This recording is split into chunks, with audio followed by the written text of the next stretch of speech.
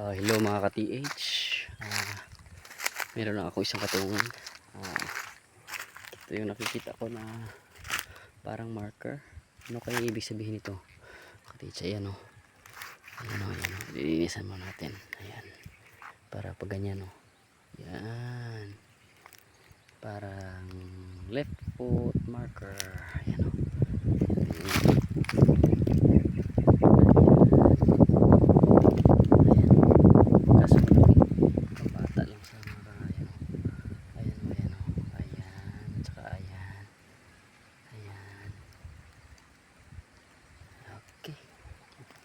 Comment lang mga ka-TH kung ano ibig sabihin.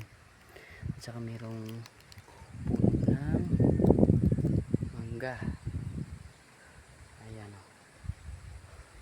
Okay. Ano kaya ibig sabihin ito mga ka-TH? I-zoom in na natin. Ayan. Ayan. Ito yun o. Ito yun o. Ayan o. Ayan. Nakaukit yan. Nakaukit yan. Ayan o. Ayan. Okay. Thank you.